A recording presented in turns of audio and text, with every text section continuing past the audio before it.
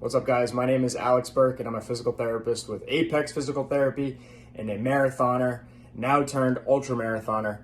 I'm starting this YouTube video series to document my journey to the Anchor Down Ultramarathon, the 2025 24-hour event. My goal is to win that event and to set the record and run 132 miles there. I have a lot of work ahead of me. I am in the first week of a 20-week training cycle, and I figured I'd just get some of this on the internet so I can, one, keep myself accountable and look back on this journey, no matter what happens at the end of it, and maybe shed some light on what I'm doing, and maybe hopefully give some of you some inspiration and some tips along the way to keep your body healthy and show you what I'm doing for training. I have a coach, Coach Chris Knighton, with Knighton Runs. He's amazing, and he's the one who writes my plan, so I will be following what he tells me to do, and then I will be trying to do what I can to keep my body healthy and strong along the way. So I've done 21 miles this week. I feel like I'm kind of out of shape. I just ran the Hyannis Marathon. I broke 3 hours there for the first time, which was pretty exciting. So that was about a month ago. So I then took 3 weeks off. I'm just getting back into it now. So I'm about to go out for a 9-mile run now to wrap up my first week of training and only do 30 miles this week. The goal is to get up to about 70 miles, but we want to try to stay fast throughout this training cycle, since my plan is to win and to set the record at this event this summer. I need to have good turnover. I need to have good speed. I plan on doing some track work, a lot of tempo runs, but I will be signing up for some other ultras. I plan on doing, some good adventure runs, some long runs, some 30 milers, 40 milers, 50 milers. And I'm excited for the adventure. I'm fired up. I can't wait to see what I got. And I really believe that I can do this goal. I think that's where it starts. You have to believe in yourself. You have to have a vision, and you have to have a plan. And I got all those, and I'm excited to bring you guys along for the journey. So I'm gonna get out the door right now and knock out this 9-mile easy run and see what next week brings. A lot of work to be done. Let's go, baby.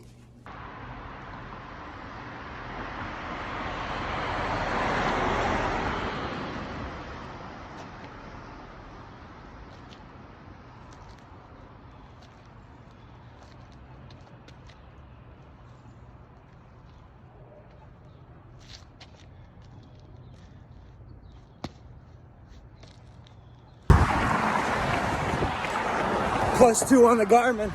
Let's go! 7:58 pace, mile 1 maybe. Just warming up. Legs feel good. Let's get it. Might I add, for this video series, we're using, I think I have an iPhone 11. Yeah, no fancy equipment here. So, apologize for the shitty quality, but we're making it happen. As long as you can see me and my legs moving. Woo! That's all that matters. I won't show the legs too much. You don't need to see that. All right. It's March 30th, and I'm running right by Boston College. And when I was driving by here yesterday, there was approximately 2,000 runners all training for the Boston Marathon. It was amazing to see. I saw a lot of people I know, which, and someone that's kind of new to this area, made me feel pretty cool. Shout out to all y'all training for the Boston Marathon this year. Hope you guys get some cold weather, cooler than last year at least. That was brutal. 75, I think it got up to. No fun. Fun for the fans, not for the runners.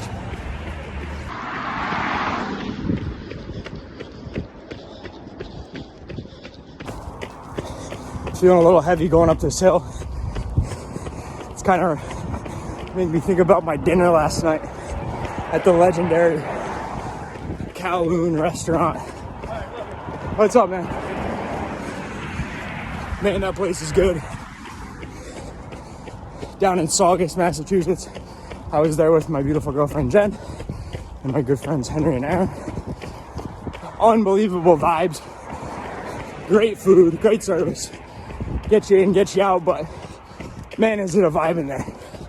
Man, is it cool. I think it's the biggest Asian restaurant on the East Coast. I don't know if that's factual or if I'm just making that up or if I heard that anywhere, but it feels like that. The place is a palace. Anyways, I gotta finish this hill. Thank God we're at a light. I gotta get back into shape here. Woo! Good thing ADU ain't tomorrow.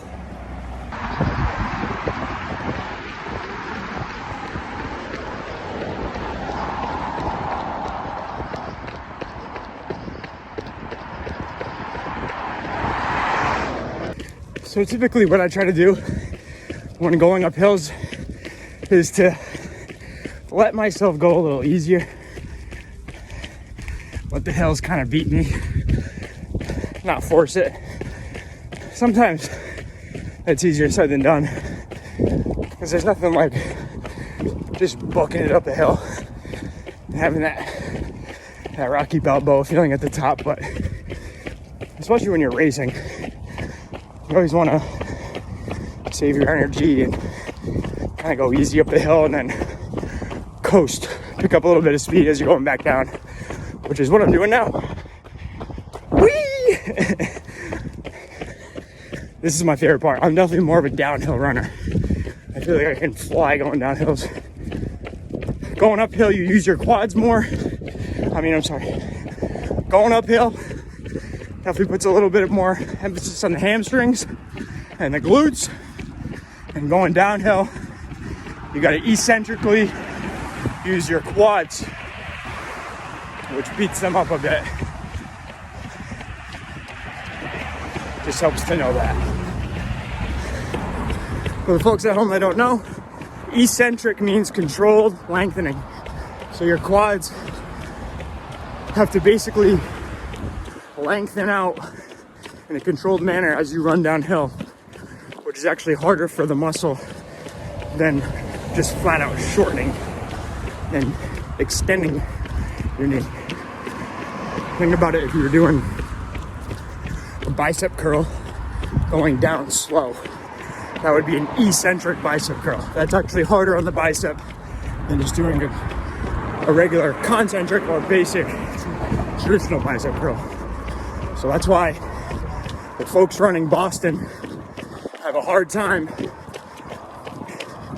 at the end of the race, because Boston is, known for those big downhills at the beginning of the race. Beats up your quads. It's that eccentric lengthening and force on the quads, which takes a toll on them, which then later makes it hard to go up the hills in Newton. So yeah, the more you know.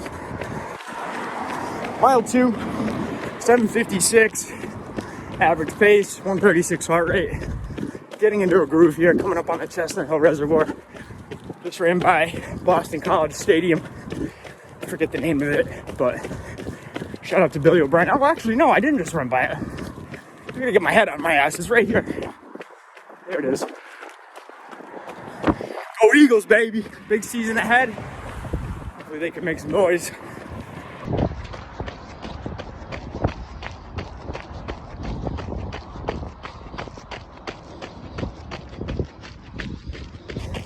Chestnut Hill Bulldogs at the Res tonight.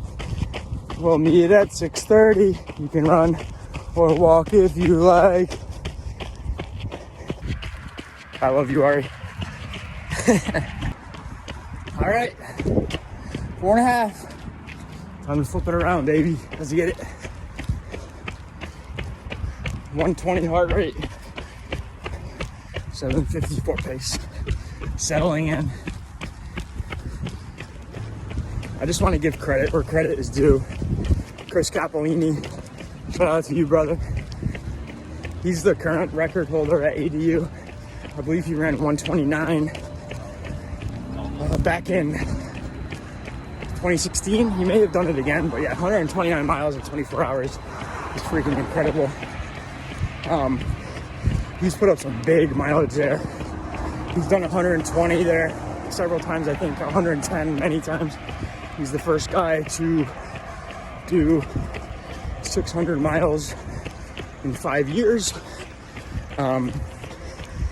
Yeah, he's the GOAT of ADU, and that's what I'm chasing down. So shout out to you, Chris. Shout out to Brendan Chambers, the reigning champ, 2024. I believe he did 117 miles there last year. Just a few more shout outs. Maurice Sloman, one of my best friends. I've crewed and paced him there. He's taught me a lot about ultramarathoning. Excited to toe the line with him this year. Shout out Ted Jordan, good friend of mine. He'll be there. Hammering away at the 24-hour event again. Who else? Candace, Beyond the Runs podcast, Eric and Erica, they'll be there. Paul Checkle, ADU stud, multiple time 100-mile finisher. His wife, Lori. Yeah, I'm definitely missing a lot. Jason Randolph. There's a lot of people that will be there that I'm very close with, and I'm excited to share the course with, because that's what it's all about, community. That's what I love the most. I mean, I love the competition versus myself and other people, but everyone knows ultramarathoning is more about community. It's more about the friendship and the laughs and the digging deep with other people, and that's what it's all about. So, shout out to you guys. Love y'all. 6 miles in, 138 pace. Sorry, 138 heart rate. 730 pace. Feeling good. 755 average pace. Hammering away. One step at a time. Almost home. Quick out and back. Okay, this is where it gets hard to talk. Going up a hill. 144 heart rate. Hammering. Grinding. Left, right, left, right, left, right. Almost there. Almost there. Not pushing 100%, but it's still hard. It's still a hill. One step at a time. I'll be coasting downhill in a minute here. Pain is always temporary. All right, don't want to get hit. I'm on my phone crossing the street. That is dangerous. Woo. All right. Don't do that. All right, let's learn. I'm not trying to get hit. Number one way to not get injured: look where you're going and don't run in front of cars. All right. 805 pace. Come on. Come on. Get into the peak here. Let's go. Almost there. Whew. I'm keeping you with me until we around the top of this mountain. It's not a mountain. People who actually run mountains will laugh at me. It's a baby hill. All right. And we're at the top. And now we run downhill. Less than a mile from home. Doing 727s. Heart rate is 151. Woo! And I'm kind of gassed. I don't get how a month ago I did 649s for 26.2 miles. Fuck, have I come a long way from then. Well, as my boy Maurice says, own where you're at and build from that. So this is where we're at, and we're building. Always got to finish the run strong. All right, see you when I get home. Just doing a little post-run stretch. The most used muscle group with marathoning and ultramarathoning is your soleus. So that's the lower calf muscle here. The gastroc is the upper one. So with a straight knee calf stretch, you're gonna get your gastroc. And then if you do a bent knee calf stretch, you're gonna get your soleus. It's important to stretch after you run, lengthen out all the muscles that have just been worked, bring them back to equilibrium. Going back to homeostasis. Both sides. I'll go in and do a foam roll session. I have a strength session on my calendar, but I am starving. I have not eaten anything yet. You should be fueling before your runs. I did not do that today, so shame on me. I know better than that. Anything over 10 though, I definitely would have fueled. I can kind of get away with doing a fasted run under 90 minutes.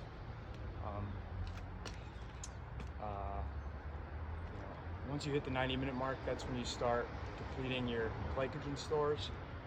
So that's kind of the rationale behind that. But yeah, I am starving, so I'm gonna go eat because that's really important to get food in your system immediately after you run. So I might get the strength session in this evening, if not tomorrow, but tomorrow is my rest day. So we will see. But yeah, great 9-mile run. Thanks for sticking around and joining me for it. I did 9 miles at 7:52 pace, so not bad. Average heart rate was 135, so I'm in decent shape. Not really where I want to be, but we've got a long way to go. We're just getting started, so excited for next week. Have a good weekend.